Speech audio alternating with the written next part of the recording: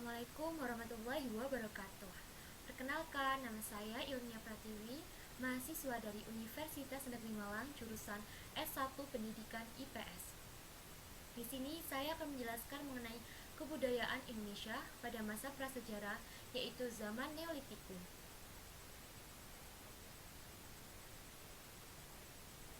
Neolitikum merupakan kebudayaan pertama yang boleh dikatakan tersebar di seluruh kepulauan Indonesia. Maka dari itu, Neolitikum dapat dikatakan sebagai kebudayaan yang menjadi dasar dari kebudayaan Indonesia sekarang. Namun, hal tersebut tidak terlepas dari adanya kebudayaan-kebudayaan sebelum Neolitikum, yaitu Paleolitikum dan Mesolitikum, yang perannya juga tidak dapat diabaikan. Selanjutnya, Neolitikum juga disebut sebagai suatu revolusi yang sangat besar pada peradaban manusia. Mengapa demikian? Karena pada zaman Neolitikum, revolusi benar-benar meletus dengan hebat. Padahal benih-benih revolusi ini sendiri sudah ada sejak zaman Mesolitikum. Selain itu, di zaman Neolitikum juga didapati dengan datangnya arus kebudayaan baru yang jauh lebih tinggi tingkatannya, yang dimana penghidupan yang awalnya food gathering berubah menjadi food producing.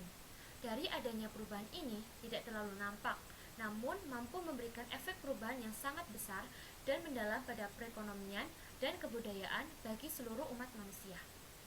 Kemudian, pada zaman Neolitikum ini, orang telah mengenal bercocok tanam dan beternak. Di samping itu, orang juga sudah bertempat tinggal, menetap, dan memiliki kepandaian dalam membuat rumah. Selain itu, mereka juga sudah hidup berkumpul, bermasyarakat, dan sudah menerapkan sistem kerja dalam pembagian kerjanya. Dan juga mereka juga saling bekerja sama dan mengenal pembagian kerja. Selain itu, pada zaman Neolitikum ini juga orang-orang memiliki kepandaian dalam membuat kerajinan tangan, yaitu seperti menenun, kemudian membuat periuk belanga. Jadi, dapat kita tarik kesimpulan bahwa zaman Neolitikum ini merupakan dasar-dasar pertama untuk kehidupan manusia sebagai manusia seperti kita dapatkan sekarang. Selanjutnya, saya akan menjelaskan mengenai alat-alat pada zaman Neolitikum. Pada zaman Neolitikum, terdapat alat-alat yang menjadi corak istimewa dari Neolitikum ini. Kepandaian dalam mengasah menghasilkan alat-alat yang indah dan memiliki nilai seni yang tinggi. Alat-alat tersebut dapat dibagi menjadi dua golongan, yaitu kebudayaan kapak persegi dan kebudayaan kapak lonjong. Kemudian yang pertama, saya akan menjelaskan mengenai kapak persegi. Kapak persegi berasal dari von Henegilden, yang dimana pemberian nama kapak persegi ini didasari karena bentuknya yang persegi panjang atau trapesium. Dan yang dimaksud dengan kapak persegi tidak hanya kapak saja, melainkan alat-alat lainnya dari berbagai ukuran dan berbagai keperluan, seperti yang berukuran besar yaitu beliung atau pacul, sedangkan yang berukuran kecil yaitu tarah. Alat-alat itu semua memiliki kegunaan yaitu untuk mengerjakan kayu. Selanjutnya, persebaran kapak persegi di Indonesia sering ditemui di wilayah Sumatera, Jawa, dan Bali. Selain itu, pada bagian timur yaitu Nusa Tenggara, Maluku, Sulawesi, dan Kalimantan juga dapat ditemukan. Namun tidak terlalu besar, tidak terlalu banyak, dan teksturnya juga lebih kasar. Dan sampai sekarang ini, alat dan senjata masih tetap ada. Namun keberadaannya sudah tersimpan di museum atau disimpan oleh masyarakat dan dipergunakan hanya untuk upacara-upacara tertentu saja.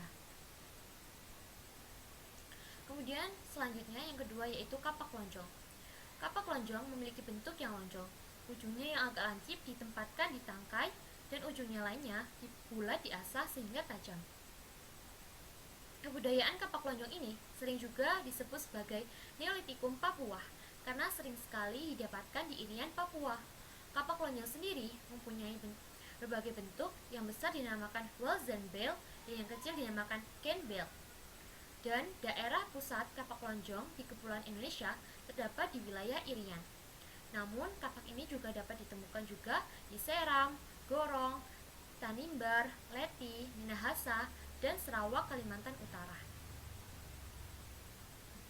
Selanjutnya, saya akan menjelaskan mengenai benda-benda yang ditemukan di zaman Neolitikum. yaitu yang pertama perhiasan. Di daerah Jawa, banyak ditemukan gelang-gelang dari batu-batu indah dalam jumlah besar. Selain gelang, juga ditemukan alat-alat perhiasan lainnya seperti kalung yang terbuat dari batu yang dicat atau batu-batu akik. Kemudian yang kedua yaitu pakaian. Di Kalimantan dan Sulawesi Selatan dan beberapa tempat lainnya ditemukan alat pemukul kulit kayu. Dan sampai saat ini terdapat beberapa suku di Indonesia yang masih menggunakan kulit kayu untuk membuat pakaian seperti suku Toraja dan Dayak. Dan dari situ dapat diambil kesimpulan bahwa alat-alat pemukul kayu itu menunjukkan bahwa orang-orang Neolitikum sudah berpakaian. Kemudian yang terakhir yaitu tembikar. Tembikar atau periuk Belanga ditemukan pertama di lapisan teratas dari bukit-bukit kerang di Sumatera. Namun hanya ditemukan pecahan-pecahan kecil saja sehingga tidak dapat diketahui bentuk secara keseluruhannya. Selain itu, di pantai selatan Jawa antara Yogyakarta dan Pacitan yang dimana terdapat banyak pecahan-pecahan periuk Belanga yang mempunyai cat tekstil yang sama halusnya dengan kain-kain Sumba. Serta di Mololo, Sumba juga ditemukan periuk Belanga yang berisi tulang belulang manusia. Kemudian pada slide terakhir ini saya akan menjelaskan mengenai Indonesia Austronesia. Kedua jenis kebudayaan Neolitikum yaitu kapak persegi dan kapak lonjong sama-sama berasal dari daratan Asia. Namun keduanya memiliki jalan persebaran yang berlainan. Begitu pula dengan bangsa yang membawanya pun juga berbeda. Menurut pendapat von Henegilden, pangkal dari kebudayaan terdapat di daerah Yunan di Tiongkok Selatan. Untuk kebudayaan kapak persegi sendiri didukung oleh bangsa Austronesia yang mempunyai pusat di daerah Tonkin yang dimana para pendukungnya memiliki kepandaian membuat perahu bercadik.